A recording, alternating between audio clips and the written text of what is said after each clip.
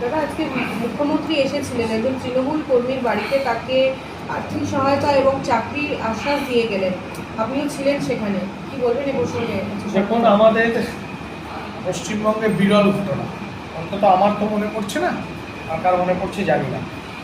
এই প্রথম আমরা মুখ্যমন্ত্রী পেলাম যিনি পশ্চিমবঙ্গের 11 কোটি মানুষের মুখ্যমন্ত্রী। এর আগে আমরা যত মুখ্যমন্ত্রী দেখেছি সবাই কোনো না কোনো দলের মুখ্যমন্ত্রী ছিলেন। আজকে তিনি শুভেন্দু অধিকারী প্রমাণ করলেন যে উনি মানুষের, বাংলার 11 কোটি মানুষের মুখ্যমন্ত্রী। হার্ডকোর তৃণমূল পরিবার কাউন্সিলর ছিলেন, কিন্তু এক্ষেত্রে এই সরকার কারণ কোনো রাজনৈতিক রং দেখেন। পশ্চিমবঙ্গের সমস্ত মানুষের পাশে এই সরকার আছে। আপনারা দেখেছেন নাকি কোথাও যে পুলিশের বিরুদ্ধে এত দ্রুত ব্যবস্থা নেওয়া, এত দ্রুত?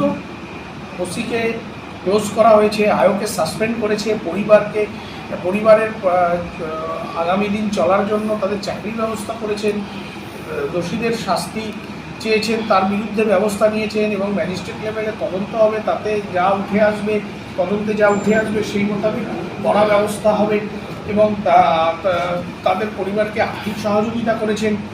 এটা লাস্ট কবে পশ্চিমবঙ্গের মানুষ দেখেছে? যেখানে এর আগেও তো বহু বিজেপি কর্মী খুন হয়েছে, মারা গেছে, কোথাও দেখেছেন তৎকালীন মুখ্যমন্ত্রীকে কারণ বাড়িতে যেতে? আরজিকর ঘটনার সময় আমরা দেখেছি যে কীভাবে নির্লজ্জভাবে পুলিশের নিষ্ক্রিয়তাটাকে চাপা দেওয়ার চেষ্টা করেছে। কিন্তু আজকে মুখ্যমন্ত্রী দুদিনের মধ্যে এসে পুলিশের বিরুদ্ধে যারা অভিযুক্ত, দোষী কিনা সেটা তো পরবর্তীতে তদন্তে প্রমাণিত হবে যে কী ঘটনা হয়েছিল, পোস্টমর্টম রিপোর্টে কী আছে না আছে সেটা তদন্তের বিষয়।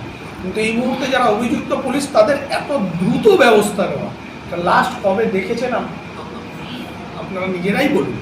তাহলে এই ঘটনায় প্রমাণ করেছে যে আমাদের মাননীয় মুখ্যমন্ত্রী নজির সৃষ্টি করলেন এবং আমরা অত্যন্ত খুশি, কারণ মানুষের সামনে আমরা এটাই বলেছিলাম যে আমরা রাজধর্ম পালন করব, প্রতিটা মানুষের অধিকার থাকবে, প্রতিটা মানুষ সরকারকে তার কথা বলতে পারবে।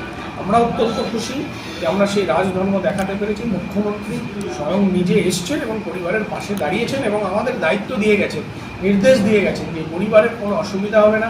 পরিবার কিছু কথা বলেছে যে তাদের সেগুলো সমস্তটা দেখে নেওয়ার দায়িত্ব আমাদের দিয়েছে, অক্ষরে অক্ষরে সে দায়িত্ব পালন। দাদা, মুখ্যমন্ত্রী গতকাল এবং আজকেও তিনি বললো যে কালকের ঘটনায় কোনো বিজেপি চেনা জানা মুখ কেউ ছিল না, মানে কোনো বিজেপি কর্মী নেই। কিন্তু যেই কল্যাণ ব্যানার্জি, তিনি কি উস্কানিমূলক মানে একটা ফটো পোস্ট করে কথা বাদ দিন, দলটার অবস্থা দেখেছেন? গোটা ব্যারাকপুর শিল্পাঞ্চলে তাদের 20টা লোক নেই, আর যদি না থাকে তাহলে ওই দলের সিম্বল তুলে দেওয়া উচিত।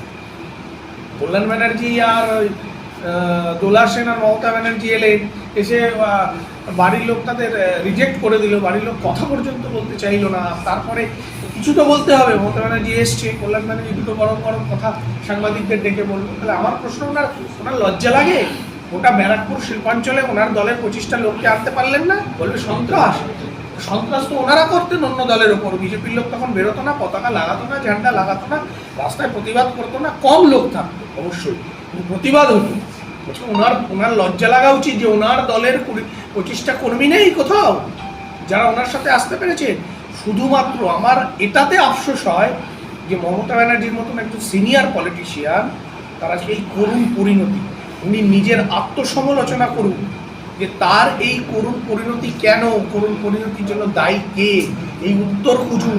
এখন সময়, আগে নিজেদের উত্তর খুঁজে ভুলগুলোকে ঠিক করুন, ঠিক করে সেটাকে ঠিক করুক যদি দলটাকে বাঁচাতে হয়। কথায় মান্যতা দিয়ে প্রাক্তন বিধায়ক শুভ্রাংশুরা আজকে বলেছেন যে মমতা ব্যানার্জির লাশের উপর রাজনীতি করে, তিনিও স্বীকার করেছেন। উনি কি বলেছেন আমি বলতে পারবো না, তবে উনিও দীর্ঘদিন চেনেন, আমার থেকে অনেক বেশি চেনেন। ফলে স্বাভাবিকভাবে এটা তৃণমূল কংগ্রেস যারা করে, কেউ মুখে বলবে কেউ বলবে না, কিন্তু এটা তো একদম সত্যি আমরা বাংলার মানুষ দেখেছি। লাশ ওনার রাজনীতির সিঁড়ি, তাই উনি প্রতি মুহূর্তে শকুনের মতো লাশ খুঁজেন। এখানে মৃত্যু, কারণ এই মৃত্যু দিয়েই উনি পশ্চিমবঙ্গের ক্ষমতায় এসছেন, আর এই মৃত্যুই আবার খুঁজছে, লাশ খুঁজছে। কিন্তু বাংলার মানুষ ওনার চরিত্র বুঝে গেছে। কালকে মমতা ব্যানার্জির উপর যে মাটি ছোড়া হয়, সমাজ মাধ্যমে দেখা গেছে কমল অধিকারী ছায়া সঙ্গী সে নিজে তার কাদা ছুঁড়েন। তো আমিও দেখলাম আজকে তো আমিও দেখলাম ছবিটা, আমি নাম জানি না, কিন্তু ছবিটা আপনাদের সংবাদ মাধ্যমে দেখলাম। কমল অধিকারীর সঙ্গে দৌড়াচ্ছে রীতিমতো, কালকে কাদা ছুটছে। আসলে তৃণমূল কর্মীদেরও প্রচণ্ড ক্ষোভ আছে, কারণ এই 3 মাস 3.5 মাসে তৃণমূলের কোনো নেতার প্রয়োজন মনে হয়নি যে তার দলের কর্মীরা খেয়ে আছে না খেয়ে আছে না বাড়িতে অসুস্থ সেটা খবর নেওয়া, তাই তাদের ক্ষোভ হয়েছে। তো আমি আপনাকে দায়িত্ব নিয়ে বলতে পারি মমতা ব্যানার্জি যেখানে যেখানে এরকম যাবে তৃণমূল কর্মীরা এরপরে আরও বেশি বিক্ষোভ দেখাবে। মমতা বন্দ্যোপাধ্যায় দিতে পারছেন, কিন্তু এর আগে যে কোনো ঘটনায় আপনাদেরকে আটকে দেওয়া হতো, যেতে দেওয়া হতো না, এই বিভিন্ন। তাই তো সবচেয়ে বড় পশ্চিমবঙ্গে এখন এই পরিবর্তিত পরিস্থিতি উনি যাচ্ছেন, তো সব জায়গায় যাচ্ছে, স্মুথলি যাচ্ছে, কোথাও কেউ আটকাচ্ছে না, পুলিশ আটকাচ্ছে না। আর আমাদের আজকের সিএম তৎকালীন বিরোধী দলনেতাকে কোথাও যেতে গেলে কোর্টের অনুমতি নিতে হতো, বেশি দিনের স্মৃতি নয় তো, আমাদের সকলের মনে আছে তো। উনি কোথাও যেতে গেলে আক্রান্ত কেউ কোথাও হলে দলীয় কর্মীর বাড়িতে যেতে গেলে কোর্টে হাইকোর্টে যেতে হতো, মামলা করতে হতো, কোর্টের পারমিশন নিয়ে যেতে হতো। আর আজকে উনি পুলিশকে না জানিয়েও পৌঁছে যাচ্ছে, তারপরেও পুলিশ ঠেকাচ্ছে না, স্মুথলি যাচ্ছে। এখানেই তো পার্থক্যটা বোঝা যায়। মমতা বন্দ্যোপাধ্যায় বলে গেলেন যে স্থানীয় এমএলএ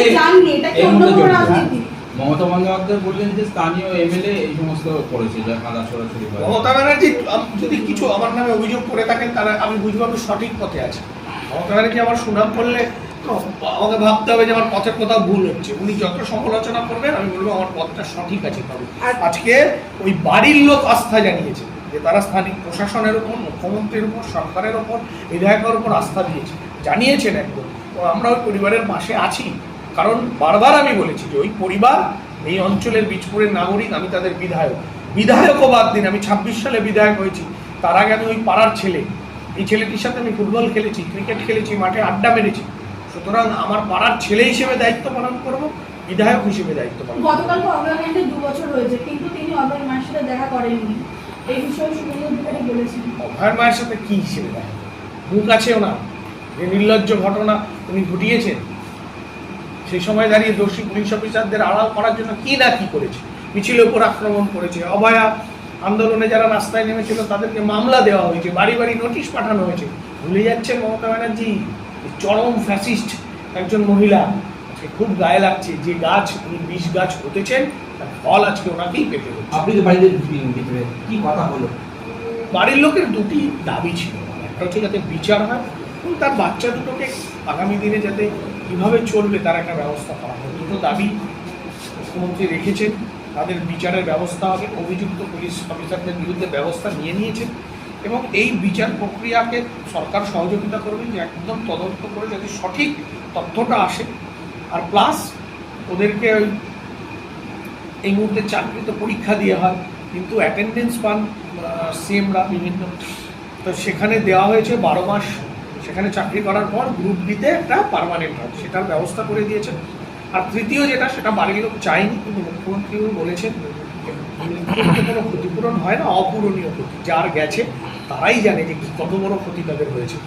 কিন্তু তবুও সরকারের একটা দায়িত্ব অন্তত বাচ্চা দুটোর নামে একটু ফিক্সড করে দেওয়া যাতে তাদের ভবিষ্যৎটা সিকিউর হয়, তাই 10 লক্ষ টাকার একটা চেক দিয়েছে। এই শুভ্রাংশু রায় যে বললেন যে বন্দ্যোপাধ্যায়, ঠিকই তো, এটা তো আমরা দেখেই ঠিক আশা করার মানুষ হিসেবে অভিষেক ব্যানার্জি এসে অতটা হাঁটলেন, ভাবলেন বাপরে বাপ, যে মোল্লাকে শুধু তো উনি শারীরিকভাবেও নিগ্রহ করেছিলেন, আর অপমান তো ছেড়েই দিন। মমতা ব্যানার্জি সেটাকে প্রশ্রয় দিয়েছিলেন ভাইপো নীতিতে। আজকে দেখুন দলটার কী অবস্থা হয়েছে। আর মমতা ব্যানার্জি সেদিন মনে করেননি যে ওনার দলের একটা পুরনো সৈনিক, ওনার প্রথম দিনের সঙ্গী, সেই মানুষটাকে দেখতে আসার প্রয়োজন মনে করেননি, কিন্তু এখানে রাজনীতি করার জন্য চলে এসছে। কিন্তু বাংলায় কথা আছে না, পাপ বাপকেও ছাড়ে না, বড় ফল ওনাকে ভুগে যেতে হবে। মেন নাট্যগুরু ছিল পার্থ ভৌমিক বলে, আর অভিজ্ঞতা থেকে বলেছে, তিনি তো রাজনৈতিকভাবে দুবারের এমএলএ, দুবার এখানকার এমএলএ, ফলে তিনি অনেক ভালো এই মানুষগুলোকে চেনেন, এই মানুষগুলো ব্যারাকপুরের রাজনীতিতে কী ভূমিকা পালন করছে, উনি ওনার অভিজ্ঞতার জায়গা থেকে বলেছেন। ওনাকে জিজ্ঞাসা করলে উনি আপনি কোন দল করবেন, বলেন তৃণমূল আর করবেন না। সেটা তো ওনার ব্যাপার, উনি কি বলবেন কি করবেন সেটা তো সম্পূর্ণভাবে ওনার ব্যাপার, সেটা নিয়ে আমি কি বলবো। কি বিজেপিতে যোগদান করছেন সামনে? সেটা সম্পূর্ণ ওনার ব্যাপার এবং দলের ব্যাপার, আমাদের দলের সিদ্ধান্ত। উনি যোগদান করবেন কিনা সেটার সিদ্ধান্ত ওনার, আর ওনাকে দলে নেওয়া হবে কিনা সে সিদ্ধান্ত আমাদের দলের উচ্চ নেতৃত্ব। পার্থ ভৌমিকের শাস্তি চাইছেন উনি, চাইতেই পারেন, প্রতিটা মানুষের, উনি ওনার অভিজ্ঞতা থেকে ওনাকে যেমন দেখেছেন, সাংসদকে যেমন দেখেছেন, ওনার কিছু অভিযোগ থাকতে পারে, সেই অভিযোগের ভিত্তিতে উনি তো এখনও তৃণমূল কংগ্রেসে আছেন, তৃণমূল, সুতরাং একজন দলীয় কর্মী হিসেবে উনি ওনার অভিজ্ঞতার জায়গা থেকে কিছু চাইতেই পারেন, তা নিয়ে তো আমার কিছু বলার নেই। ঠিক আছে।